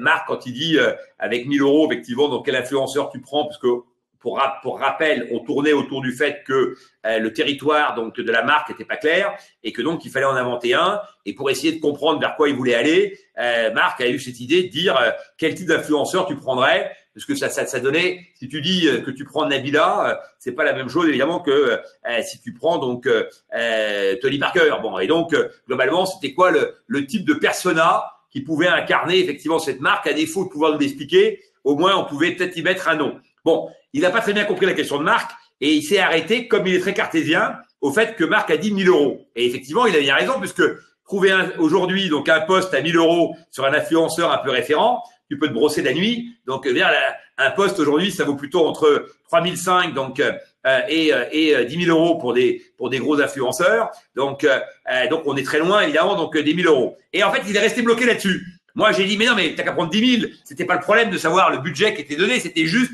pour essayer d'approcher quelque chose, bon, auquel finalement on trouvait pas de réponse. Et donc là, il s'est énervé. Voilà, il a commencé à répondre avec effectivement un peu d'agressivité, ce qui a été montré hier. Bon, et forcément, la présentation en a beaucoup pâti parce que les gens en sont restés là. Et c'est pour ça qu'à la fin, j'ai rappelé quand même que le gars avait été très bon. Alors maintenant, pour revenir sur le fond du projet lui-même, moi, si tu veux, j'y crois pas un seul instant. Voilà, pour être très clair. Pour une raison très simple, c'est que c'est un marché hautement concurrentiel sur lequel donc des brasseurs maintenant il y en a partout, des brasseurs donc régionaux il y en a partout. Toutes les régions ont leur marque de bière. Alors on va dire bah oui mais il faut pas des bières donc sans alcool. Bah ils pourraient donc première remarque donc et donc comme ils ont le matos et que déjà donc ils sont très implantés dans les bars, ils sont implantés dans la distribution, bah ils ont juste d'ailleurs je l'ai très bien expliqué mais ça a été coupé. Moi en Bretagne il y a une brasserie qui fait un carton qui s'appelle la Philomène, la bière Philomène et elle est dans toutes les brasseries, elle est partout et ben eux ils ont qu'à développer alors en Bretagne une bière sans alcool, je suis pas sûr que ça fasse un carton mais en tous les cas ils pourraient développer donc une gamme et on n'est même pas en frontal avec Heineken, etc. Pour l'instant, même, je veux dire que toutes les petites brasseries donc régionales sont déjà extrêmement actives. Donc c'est déjà le premier point. Le deuxième point, c'est que c'est un projet donc très lourd, c'est-à-dire que la logistique, la négociation avec la distribution. Et c'est vrai que je lui ai dit, si en plus il s'énerve, alors là avec la distribution il est pas rendu parce que les types ils te parlent mal en distribution. Hein, donc qui a fait une réunion avec les acheteurs de distribution sait que tu as intérêt à être très humble et à battre ta coulpe hein, parce que ils vont te traiter comme ils vont te traiter par le plus grand des mépris pour essayer de t'écraser, pour essayer d'obtenir les meilleures conditions. Donc je peux te dire que et alors quand t'as une marque qui est très faible, alors là ils sont là d'accord joie. Donc évidemment, donc ils sont très durs donc avec les faibles et aussi très durs avec les gros. Donc ils sont durs avec tout le monde. Donc il faut savoir naviguer donc là-dedans. Et dernière chose, cette marque qui n'en est pas une, évidemment, est un point très faible parce que grosso modo, si tu fais ce que j'ai expliqué hier, une marque régionale, bah, très bien, tu prends comme la marque bretonne que j'ai citée, ils n'ont pas vocation à en vendre partout et puis et ils sont très connus chez eux, parfait. Mais si tu fais une marque nationale, il faut réussir à le prononcer. Hier soir, ma femme voulait aller voir sur la tablette pendant tes émissions passées. Elle me dit comment tu l'écris. Moi, je savais même plus comment on l'écrit. Je ne savais même pas le prononcer. Donc, tu vois, et c'est évident que c'est un point très faible. Moi, je rappelle à tous ceux qui nous écoutent que une marque générique, ça a quand même beaucoup d'avantages. Une marque facile, une marque qui se prononce, une marque donc qui tout de suite transmet donc des valeurs ou en tous les cas donc est imprégné donc d'un territoire. Si on parle des marques de parfums, ils prennent des termes génériques et ils mettent des millions d'euros donc pour dire osons, joyeux et je ne sais quoi, etc. Là, on a une marque qui veut rien dire, qui correspond pas du tout à ce qu'on veut faire et sur lequel il faudrait mettre des millions d'euros et on n'a pas le premier sou. Voilà. Et donc quelque part tout ça est incohérent. Voilà. Mais par contre, le produit était plutôt de qualité, c'était plutôt bien délivré. Et dernière chose, évidemment qu'il y a un marché. Maintenant, est-ce que c'est pas un marché éphémère? Parce que à la fin, si tu veux, donc les bonbons sans sucre, le vin sans alcool, la bière sans alcool, donc le beurre sans calories, tu vois. Est-ce que ce marché-là, si tu veux, à la fin, quand même, c'est quand même sympa de se taper de bonne bière, quoi. Et donc, moi, je pense que la bière, c'est sympa parce que aussi, c'est alcoolisé. Voilà. Et que finalement, quand tu retires l'alcool, tu peux m'expliquer que ça a d'autres vertus. Si c'est juste pour m'expliquer qu'effectivement, donc, derrière, ça a un effet régénérateur, bah, très bien. Donc, tu es en compétition avec Hydratis. Mais dans ces cas-là, donc, tu vois, c'est pas non plus le même marché. Voilà. Donc, j'ai du mal, moi, à croire que quand tu es étudiant, et que tu sors le vendredi soir, tu vas te taper de la bière sans alcool, tout couvert effectivement que tu as promis à ta mère que tu n'irais pas boire de l'alcool, quoi. Bon, je veux dire, la réalité, c'est que les gens, ils veulent s'alcooliser parce que bah, ça transporte un peu les émotions. Donc, si par contre c'est autre chose et c'est vrai que le sport c'était intéressant, mais qu'on l'a mal pris parce qu'on n'arrêtait pas de dire. Tony disait ah oui, ils aiment bien une petite bière en troisième mi-temps, mais ça n'a rien à voir. En troisième mi-temps, ce qu'ils veulent, c'est faire la fête. Quand tu fais la fête, tu bois de la bière alcoolisée. Donc là, si c'est juste pour dire quand tu as fait 20 km de vélo, à la fin, en fait, ça a des vertus donc hydratantes très fortes. Bah, très bien, ça c'est autre chose. Mais dans ces cas-là, il faut que le mot aille avec. Il faut que la distribution soit aussi en cohérence. Et à vouloir, tu connais la phrase, tu vois, donc qui mal étreint, donc mal embrasse. Là, donc c'est-à-dire que quand tu veux faire attaquer trop de sujets en même temps, bah, finalement tu te perds. Donc il y avait plein de sujets différents qu'on essayait d'additionner. Et avec une marque qui correspondait à aucun de ces sujets. Voilà. Donc là, pour le coup, ça fait beaucoup pour un seul homme. Ouais, puis après, et puis il a même rajouté par-dessus ça. Enfin, le gars était quand même DAF, mais il avait un BP qui était juste délirant. Moi, des marques nous, on a investi dans Brickhouse, tu vois, qui est une des brasseries artisanales les plus dynamiques, enfin, la plus dynamique, je pense, en France, et Ok. pas mal d'autres. Mais alors, il y en a aucune qui fait du x10 annuel à vitam aeternam, parce que là, son plan était juste délirant. Ah non, C'est-à-dire que mais c'est on un parle gars, de un 30 000. Tu te entrepreneur. rappelles, on parle de 30 000. On monte donc, je sais Ah plus, oui. à 3 millions d'euros dès la première année. On fait 7, on fait 20. C'est sûr. C'est sûr que ça paraissait complètement délirant. Tu vois, donc voilà. Bon, écoute, je pense j'espère que que ce passage, en tous les cas, lui a servi. Moi, encore une fois, j'ai trouvé le gars bien. Donc, et alors, pour finir, l'histoire de dire, quand un directeur financier, lance une boîte, ça fait ça. Moi, j'ai aucun mépris pour les directeurs financiers. Je pense qu'ils sont tout à fait aussi légitimes que d'autres pour lancer des boîtes. Donc, et même parfois meilleurs parce qu'au moins ils savent les gérer. Donc, moi, c'était pas ça mon problème. Voilà, je pense qu'il n'a pas été assez agile. Et là, ça renvoie peut-être au directeur financier, mais en tout cas, il n'a pas été assez agile, notamment dans la relation humaine. Il suffisait de dire, vous avez raison. Et alors, dernière chose qui est très important, c'est que la boîte avait 3 mois. Ça faisait 3 mois qu'il faisait du chiffre d'affaires, le gars. Donc, c'est vrai que c'était très tôt et on l'a un peu oublié parce que quand tu dis je fais 30, je vais monter à 3 millions, en fait, le gars démarrait. Donc, je pense que ce même projet, un an plus tard, il trouve les 100 000, il commence par faire un peu de love money, il trouve 100, 150 000, il fait la démonstration qu'il y a une bonne traction, etc. Il change sa marque, il se met sur un territoire vraiment très clair, il prend une égérie qui correspond au territoire en question. Bon, déjà l'histoire est différente, hein. Je pense que tu l'as résumé, c'est plutôt son attitude et le manque d'agilité dont il a fait preuve pendant l'émission et pendant les échanges qui ont braqué le jury, plus que tout le reste, parce que tout le reste, Ouais, il y a un peu de pouvez le tout, mais ce qu'il corriger. faut dire aux gens, c'est que il faut rester toujours. Quand on dit toujours, c'est quoi les règles d'un bon pitch, etc. Un bon, c'est un pitch qui embarque les gens. Après, on va pas développer ici toutes les règles du pitch, mais en tous les cas, c'est un pitch qui embarque les gens, et c'est un pitch qui crée de l'empathie vis-à-vis de toi et de ton projet. Voilà. Et donc, si tu commences à être arrogant, l'empathie disparaît. Et l'empathie, c'est 20 à 30% de ta valo. Voilà, retenez ça. Un gars sympathique, tu vois, parce que le sympathique fait que tu vas avoir un jugement qui va parfois être un peu moins dur sur des choses. Alors que quand tu es hyper arrogant, tu as le droit d'être arrogant. Et dans ces cas-là, tu as intérêt à être hyper bon. Quand tu es arrogant, il faut pas qu'il y ait un truc qui déconne. Voilà. S'il y a le moindre truc, tout le monde s'engouffre dedans. Et après, c'est la revanche de ceux qui se sont fait un peu attaquer, voire humilier. Voilà. Alors que l'empathie, c'est l'inverse. C'est que même quand ça merde, on essaie de trouver nous-mêmes des excuses. Non, d'accord, mais on comprend mieux. D'ailleurs, Flamingo Box, et tu vois, à un moment donné, il a perdu complètement le truc, mais comme il est sympathique, tout le monde essayait de l'aider, alors que dans le cas d'après, c'était l'inverse. Voilà. Donc, ça, il faut vraiment être convaincu de ça. Surtout ne pas être irritable, surtout ne pas considérer que ton projet est abouti quand il a 3 mois. Dire, je suis en phase 2, je réfléchis, merci pour le conseil, on est en brainstorming permanent. Attends, mais tout ça s'entend très bien. Quand il a 3 mois ou même quand il a 3 ans, parce que ton projet, en fait, en tant qu'entrepreneur, il est jamais abouti. Exactement. C'est un brouillon permanent. C'est moi ce que j'ai vu tout le temps. C'est un brouillon permanent. Tu sais, il y a une fois un artiste peintre, il y a un gars qui s'est fait jouer dans un musée, qui a essayé de mettre une petite touche de couleur sur un tableau. Donc le mec était avec son pinceau. Et donc les vigiles l'ont chopé, plaqué à terre, etc. Donc c'était bien avant, donc les mouvements, on balance de la soupe sur les plateaux, sur les tableaux. Et en fait, le gars, c'était l'artiste peintre. Et il s'était dit, il manque un truc dans mon tableau, il est revenu au musée pour mettre une petite touche. Voilà. Et ben moi, je trouve cette histoire géniale parce que ça, c'est l'histoire du business. C'est que l'œuvre n'est jamais effectivement complètement terminée. Tout ça est en mouvement permanent. Et d'ailleurs, l'histoire de l'art le démontre. Super. Merci pour cette punchline, conseil à viser aux entrepreneurs par rapport à leur entreprise. Un brouillon permanent. Projet suivant. Alors, gars très sympathique pour le coup. Simon avec Rebond.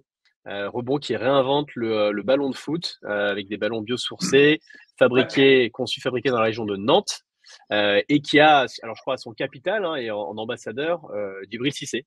D'ailleurs, tu l'as mis dans ton débrief de ce matin. Donc, tu as dit hier, c'était la soirée des ambassadeurs. Là, vous allez voir qu'il y aura d'autres soirées comme ça. Donc, c'est vrai qu'hier, c'était très sport. Je sais pas si c'était une bonne idée de mettre d'M6, de mettre tout ça en face du foot, parce que les gens qui aiment le sport étaient plutôt sur le foot. Donc, pour être très franc. Donc, moi, j'aurais plutôt mis cette soirée-là, donc un peu en décalé. Et j'aurais mis la green à la limite hier soir. Mais ceci dit, donc.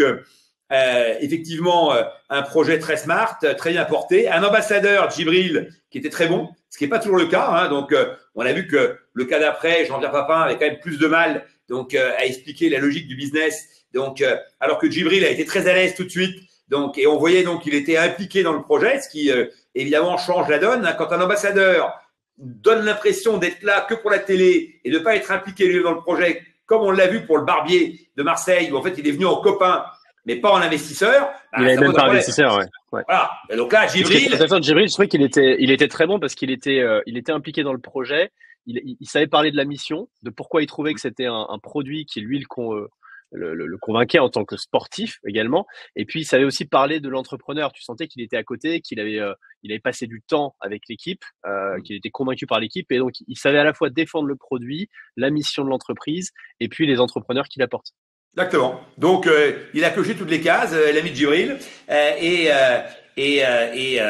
alors, c'était porté aussi l'important de projet qui était, comme je l'ai dit, donc tout le monde a dit qu'il était animé, etc. Moi, j'ai trouvé qu'il était habité, c'est-à-dire qu'il avait un côté, voilà, c'était le projet de sa vie, quoi. On voyait que le gars était un peu fiévreux et donc ça renforçait encore l'attractivité ou l'attraction donc du pitch parce que on voyait que c'était quelqu'un qui était en mission, quoi. Il portait une mission au-delà même effectivement du business. Voilà. Après moi, c'est ce que j'ai dit. Je pense que les clubs amateurs n'ont pas un rond, que globalement ils iront toujours aux solutions les plus simples, que les solutions les plus simples sont souvent les moins chères malheureusement, et que donc ce projet-là, il devrait être tiré par le ballon décoratif, là, par le haut de gamme. C'est là-dessus éventuellement qu'il y a peut-être une traction sur laquelle Djibril est peut-être moins adapté comme ambassadeur. Et donc cette voie-là, elle était un peu naissante. Il savait pas trop, il y avait pas de chiffres, il y avait rien. Tu vois, parce que comme je l'ai dit, tous les clubs rêvent d'une chose, c'est d'avoir un sponsor. Hein. Et donc le jour où Adidas te dit, on sponsorise ton club, bah les ballons, c'est Adidas qui les donne. Après on peut me dire oui, mais alors il pourrait produire pour Adidas. C'est ce qu'on a évoqué à un moment donné. Ok, mais dans ces cas-là, si tu veux, c'est très compliqué. Donc il faut un type genre Tony Parker qui connaît complètement l'écosystème, qui peut appeler le patron de la NBA et lui dire écoute, cette année, donc, est-ce qu'on pourrait pas faire une soirée avec un ballon de basket qui soit écolo, même si ils en veulent pas, mais on ferait au moins une fois en avant-saison ou je sais pas quoi, voilà. Tu vois, il faut qu'il y ait des coûts marketing qui viennent effectivement donc tirer tout ça. Et moi, c'est pas du tout mon domaine, et j'étais assez persuadé que de toute façon Tony donc allait se joindre donc à cette équipe, d'autant plus qu'il était très pote avec Djibril. Donc voilà, quand il y a un investisseur naturel pour un sujet, c'est pas la peine d'aller, tu vois, te mettre en face, alors même qu'effectivement, donc, les dés sont jetés depuis le départ. Qu'est-ce que tu as pensé de la Valo et du potentiel de développement? On était sur une Valo à 1,9 million, je crois. Ouais, mais la contre-offre de Tony, donc, il a été divisé par 2 quasiment. Ils l'ont divisé par 2, ouais, exactement. Ouais, tu vois. Donc, du coup, si tu veux, la valo de Tony est la bonne. Voilà, la valo de départ me paraissait délirante. Et donc, la proposition qu'il a faite était la bonne. Donc, partant de là, d'ailleurs, Anthony s'est aligné sur cette valo-là. Et il a bien fait. Et il s'est mis avec Tony, comme en plus, effectivement, donc maintenant, on sait qu'ils sont ensemble au Blast Club. Ça paraissait assez logique. Tu vois, cette alliance, en fait, paraissait assez logique. Et voilà, je pense que c'est pas gagné, loin s'en faut. Je pense qu'il y a plein de choses qui vont, il y a plein d'écueils, donc évidemment devant eux. Il y en a toujours, mais là, bon, l'attraction naturelle, elle est pas aussi simple qui pourrait y paraître. Donc c'est des marchés qui sont très verrouillés, et donc j'attends de voir la suite. Donc voilà. Mais moi, en tous les cas, je me sentais pas d'y aller, même à une valo divisée par 2, parce que ce qui est important quand tu rentres dans un projet, c'est d'imaginer quelle va être ta valeur ajoutée. En quoi tu peux tirer ce projet-là, voilà. Et donc, si tu n'as aucune valeur ajoutée, passe ton chemin. Hein. Exactement. Projet suivant, Informatruck.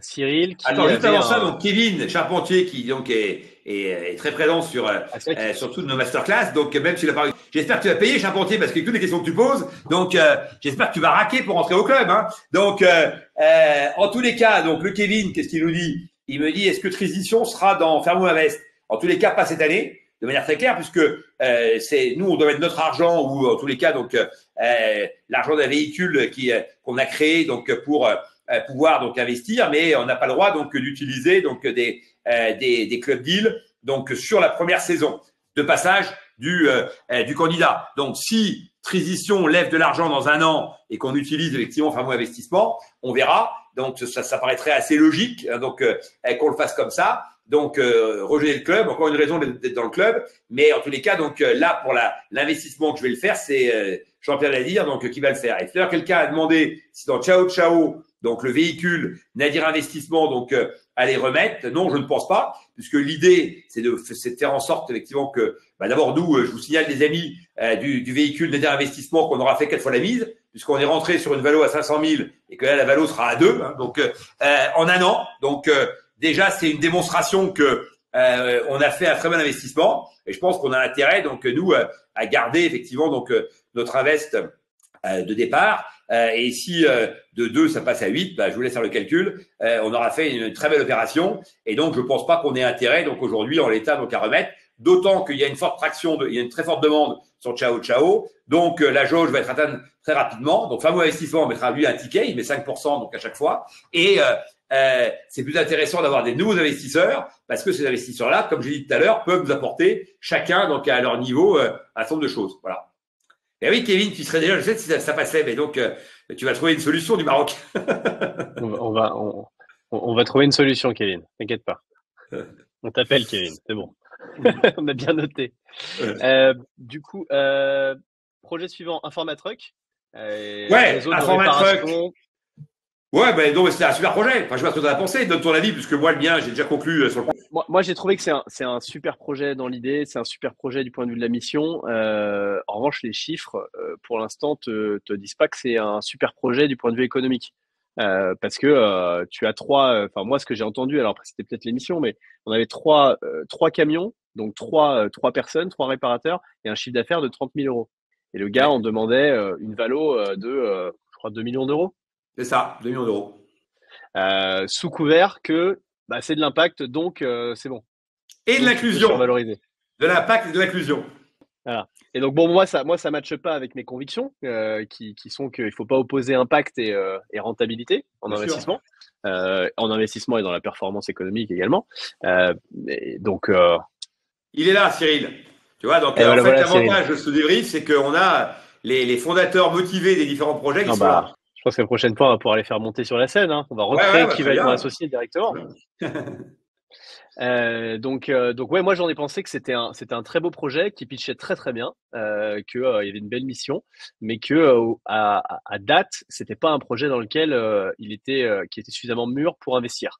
En tout cas, ils n'avaient pas montré une capacité à générer un retour sur investissement pour un investisseur. C'était un bon projet à l'échelle locale, mais dans l'état actuel, c'était pas un dossier dans lequel moi j'aurais investi. Il y a Eric qui nous dit qu'il faut les mettre sur la scène, mais là on peut plus, mais la prochaine fois, mais on le fera la prochaine fois. C'est une bonne idée, Eric. D'ailleurs, je propose qu'on on fera un débrief final, donc la semaine d'après la dernière émission, donc où on reprendra un peu tous les cas. Parce que ce qui manque dans cette émission, qui est associé, c'est comme à Koh-Lanta, comme à The Voice, etc. Il y a toujours une dernière soirée où on revoit un peu tout ce qui s'est passé dans la saison. Nous, on n'a pas ça. On a une dernière soirée qui est normale, et puis ça s'arrête un peu, donc de manière un peu abrupte. Et donc, on fera, nous, cette soirée que M6 a fait, donc avec The Voice et Koh-Lanta, on le fera, donc, entre nous, donc, la 9e semaine, puisqu'il y aura eu 8 semaines, donc, d'émission, et on fera venir tous ceux qui veulent, dans les fondateurs pour effectivement, donc, dire où ils en sont, puisque là, je vois que Cyril nous informe quand même qu'il a réussi, donc, à lever 1,7 million, donc, au final, et que ça a financé 12 camions. Donc, je pense que d'ailleurs, depuis son passage, j'ai vu qu'il était encore en train de lever de l'argent. Donc, Cyril, c'est l'homme qui lève de l'argent. Donc, et je pense que son passage va lui permettre d'enlever, parce que, comme il l'a bien dit sur mon post ce matin, donc, le passage était plutôt réussi, même s'il trouvait comme moi que on avait tous les deux échangé sur pas mal de sujets qui n'ont pas été gardés au montage. Mais bon, c'est comme ça, hein, il y a 15 minutes, 18 minutes de montage, donc il y a plein de choses qui sont coupées. Et en tous les cas, je pense que c'est un des gagnants de la soirée, évidemment, donc en termes de sympathie du public. Donc, s'il y avait un applaudimètre, donc il aurait sans doute été en tête.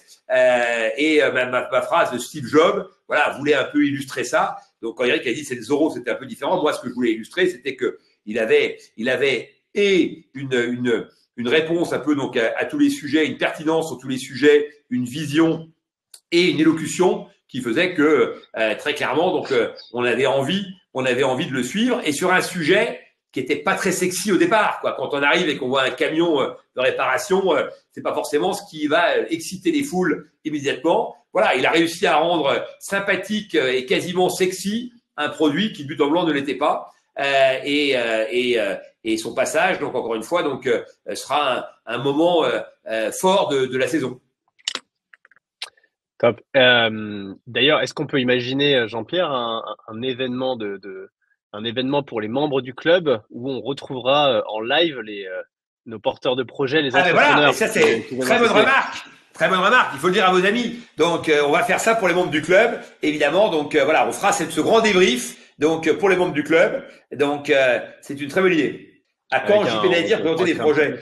Ouais, JP Nadir TV. JP Nadir TV, en tous les cas, c'est sûr que dans les montages, on me verrait plus. Donc ça, je peux te le dire que ce serait, je m'arrangerais parce que moi, je suis toujours frustré du montage. Alors quand en plus les porteurs de projets me le disent, donc ça ne fait que renforcer ma conviction que il manque parfois des bouts intéressants. Voilà. Bon, ceci dit, donc encore une fois, c'est de la télé et la télé, donc ça a des prismes. La télé, ça fait des choix.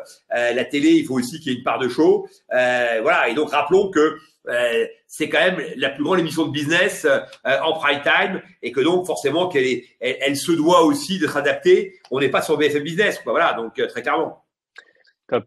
Projet suivant, avant-dernier projet, Rematch. Rematch qui fait la captation des matchs amateurs, notamment tout ce qui est en futsal, voilà.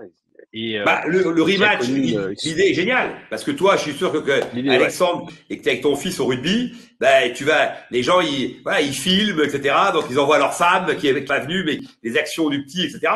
Et donc l'idée de se dire, il y a plein de gens qui sont avec leur portable, mécaniquement en fait, ça fait de la logistique gratuite. En fait, tous ces gens qui sont autour, ça fait de la logistique gratuite et ça fait de l'audience. Donc gratuite, donc c'est un double effet, quoi. Donc on est un peu sur une sorte de TripAdvisor donc du foot, quoi. C'est que c'est ceux qui c'est ceux qui vivent qui ont payé le produit, qui en plus écrivent les commentaires, donc font la promo donc pour les suivants. Donc ça c'est vachement sympa et rappelons que la principale fonction fédératrice du sport, c'est évidemment donc c'est l'émotion. Et c'est plaisir. Et t'as plus d'émotion à voir ton fils, ou quasiment autant, à voir ton fils marquer un but, donc, ou un essai, qu'à voir, donc, Djibril Cissé. Et donc, les gens, évidemment, quand t'es supporter de tes enfants, ou de ton frère ou de ta sœur, et d'ailleurs, c'est ce qui explique que les petits matchs maintenant sont de plus en plus diffusés, donc ou en tous les cas commentés sur Internet, sur Twitter, etc. Parce que le gars il suit une équipe de 5e division, mais c'est ses copains qui jouent. Donc ça, l'idée est géniale. Sa techno est très bonne. On a vu ce qu'il a fait avec la petite séquence là, ça suffisait déjà à démontrer que la techno est très bonne. Et comme je l'ai dit, le mec est génial, il est beau gosse, il parle bien, il a tout pour lui. Bon voilà. D'ailleurs, j'ai dit dans cette séquence que si j'avais eu un fils, j'aurais aimé qu'il soit comme lui. Donc, ils l'ont pas mis. Mais j'avais dit ça. Donc, bon, je sais pas, c'était un élan comme ça, une espèce de pulsion.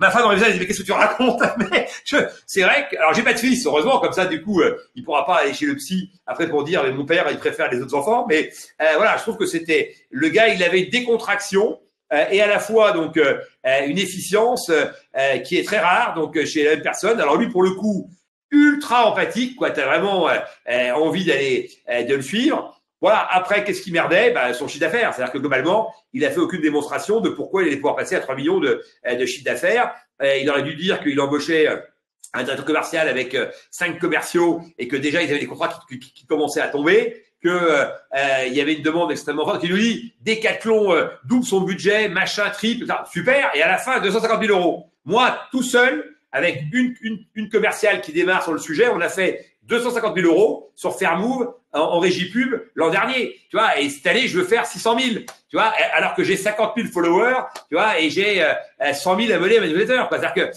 globalement. Et que c'est pas le modèle économique cœur de Fairmove en plus. Et bien sûr, exactement, t'as raison. C'est juste un des revenus, un des modèles économiques accessibles. Et c'est un petit complément parce que ça nourrit la ligne du bas. Voilà, c'est un élément donc économique très intéressant, mais c'est pas forcément ça le cœur du réacteur. T'as tout à fait raison. Et donc, et à ça, il n'a pas trouvé. Moi, j'ai posé plusieurs fois la question. J'ai dit, mais comment, etc. Donc, pourquoi, comment? Voilà, c'était les deux questions. Et donc, comme j'ai eu une réponse. Et d'ailleurs, donc, Stéphanie, a bossé très longtemps donc sur Eurosport, TF1, etc. Et donc elle-même essayait de tourner autour de ça. Voilà. Et je suis encore déçu de ne pas avoir eu cette réponse parce qu'elle était fondamentale. Et je lui ai dit, mais dans ces cas-là, adosse-toi à un groupe type Webedia, donc qui a racheté ma boîte d'avant, donc Easy Voyage, qui a des batteries de commerciaux, qui fait tout son chiffre quasiment donc en pub. Et eux, tu vas être une brique qui va être géniale pour eux, mais tout seul, si t'as pas, parce que et j'ai dit une journée entière, j'ai dit mais ton projet a pas 3 mois, 2018. Alors, ok, il y a eu le Covid, enfin 2018, on est plusieurs levées de fonds en plus. Voilà. Et déjà plusieurs levées de fonds. Bien sûr, parce que il ne vit que de levées de fonds successives en fait, parce qu'il n'y a pas de chiffre d'affaires, tu vois. Et donc voilà. Et ça j'ai toujours pas compris, si tu veux. Donc ça restera un mystère. Donc peut-être que demain il fera 5 plaques de chiffre d'affaires et je me dirais j'ai été con parce que ça mériterait qu'il fasse ça. Voilà. Et pour le coup, autant la bière sans alcool, je ne sais pas comment tu passes de 30 000 donc à 3 millions. Autant je vois après comment tu passes donc de 250 000 à au moins 1,5 million, 2 millions. Voilà. Et comme lui n'avait pas ces réponses-là, tu vois, il suffisait qu'il dise, mais oui, évidemment, c'est pour ça que je lève de l'argent. Et avant, je l'ai pas fait parce que je sais pas quoi, parce que ma techno était pas encore au point. J'ai été un peu gland parce que je voulais une techno vraiment hyper smart avant de me lancer à commercialiser. Le vrai, il pouvait dire quelque chose, mais en tous les cas, donc et donc moi j'en ai déduit que c'était un peu le modèle qui permettait pas ça. Voilà, et que si c'est le modèle qui ne permet pas de faire le chiffre d'affaires, tu auras beau mettre tout ce que tu veux comme traction commerciale, tu vas pas y arriver. Voilà. Et donc c'est ça, tu vois, je suis arrivé à cette conclusion, en tous les cas à ce doute, et comme je n'avais pas de réponse, j'ai droppé. Ouais. Et en face de ça, tu avais une valo qui était bien trop élevée par rapport au risque que représentait le fait de ne pas avoir trouvé encore un modèle économique et une traction commerciale. Bien sûr, et une valo que tu pouvais difficilement baisser parce que tu n'allais pas spolier ceux qui avaient mis déjà 2 fois, et lui en plus il fallait qu'il reste avec son équipe actionnaire, tu vois, et donc voilà, trop compliqué. Voilà. Yes. Ok, bon ça c'était pour Rematch. Dernier projet, on arrive donc, vraiment à la fin de ce live. Et c'était Sarbacane. Sarbacane, génial. Donc voilà, tout le monde l'a dit, super projet, donc qui est à l'opposé de l'ère du temps, mais qui du coup en fait un projet majeur de notre temps, c'est-à-dire donc faire en sorte que les enfants continuent à être créatifs dans leur jeu et soient pas effectivement scotchés sur des vidéos toute la journée. Les cabanes, c'est sans doute le meilleur concurrent du smartphone, quoi. Il n'y a pas beaucoup de choses qui peuvent concurrencer donc les vidéos. Or, la cabane reste sans doute dans l'imaginaire des enfants, donc le fait à la fois de pouvoir créer son petit univers à lui, de pouvoir être protégé dans l'univers en question, de pouvoir être maître d'œuvre donc de quelque chose. D'ailleurs, les 2 jumeaux donc qui étaient présents, donc charmantes petites filles et petits garçons qui étaient présents donc sur la séquence, sont les enfants donc d'une personne de la production, donc et pas de la jeune femme qui était là. Et donc en fait, ils découvraient le jeu et tu vois, tout de suite ils découvraient, je sais pas, peut-être qu'ils ont vu une heure avant, mais globalement en tous les cas, ils sont pas nés avec ce jeu-là et tout de suite ils s'y sont mis, voilà, et on voyait bien qu'ils avaient un plaisir. Et ce qui était marrant, c'est que la petite fille était un peu la locomotive, elle disait à son frère fais comme ci, fais comme ça, bon, voilà, et donc c'est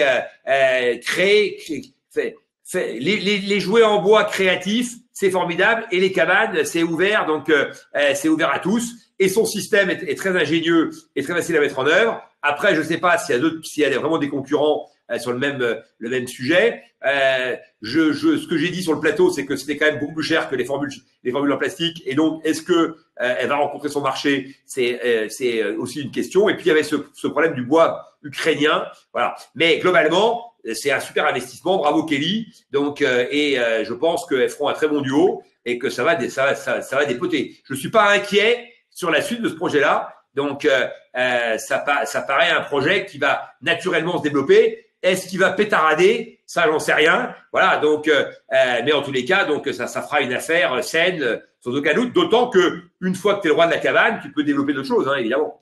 Bon, moi, je pense que si mes fistons avaient regardé l'émission, pour le coup, ils m'auraient forcé à leur acheter une cabane le lendemain. Ouais, mais toi, de ce que j'en ai vu, il y a un des deux qui aurait plutôt été détruire la cabane de son frère que. T'as bien noté. Il y en a un qui construit et l'autre qui casse tout. C'est ça. Mais bon. Mais c'est intéressant pour le parent si ton enfant, ça lui apprend la résilience. Au moins, ça occupe les deux. Ça les occupe pour indéfiniment. Voilà. Ok, super. Merci beaucoup. Attends, il y a une question très bien. Brice Laurent, possible d'avoir des news du petit jeune. Donc, le petit jeune, il s'appelle Aurélien.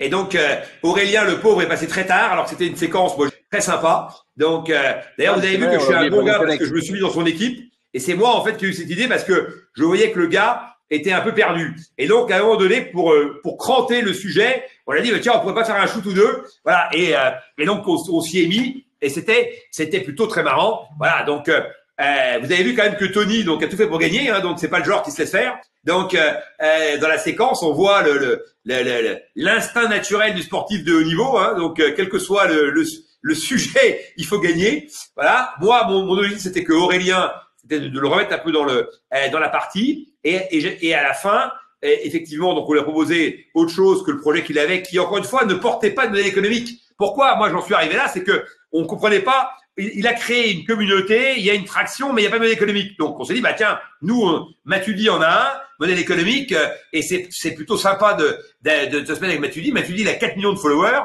donc tu peux imaginer que ce projet-là donc va avoir une grosse portée et c'est une portée en plus mondiale. Donc, j'ai présenté, pour répondre à la question, on a fait un petit déjeuner, donc, à 8h du mat, donc, il y a 3 semaines, avec Tony Parker, donc, et Aurélien, et la bande à Tony. Donc, et Aurélien est venu avec sa conseillère. Voilà. Et, je lui ai présenté, donc, Thibaut Aladière, donc, qui est le frère, du footballeur, qui bosse, donc, chez Doctolib, qui quitte Doctolib pour animer le projet donc de Matudi, qui est un type assez génial, ce Thibaut Aladière, très fort. Donc et donc ils se sont revus déjà 2 fois, Aurélien et lui, et donc ça avance. Voilà. Donc ce soir Aurélien sera au live à 18h si vous voulez venir. Donc vous pourrez poser vos questions donc aussi à Aurélien. Voilà.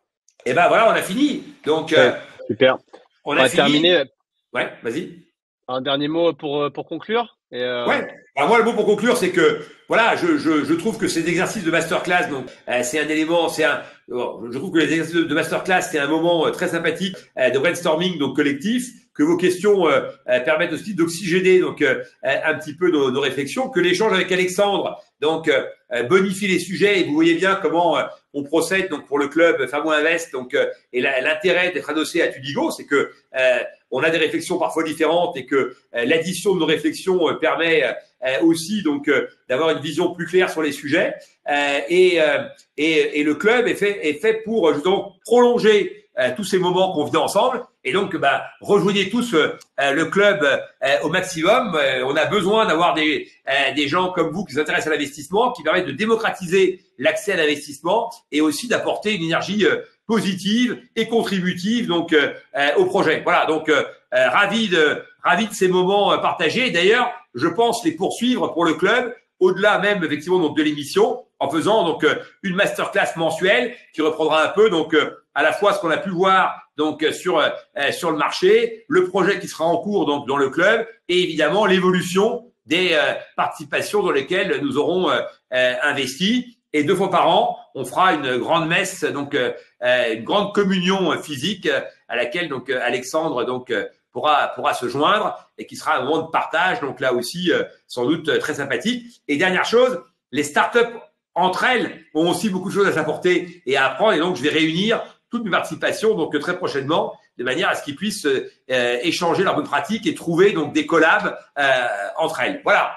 On se retrouve jeudi prochain à 12h30 et non pas à 13h, donc pour livrer de la soirée. Et jeudi prochain, donc voilà, il y aura un cas très intéressant, donc ne la manquez pas, je pense qu'elle sera riche en échanges.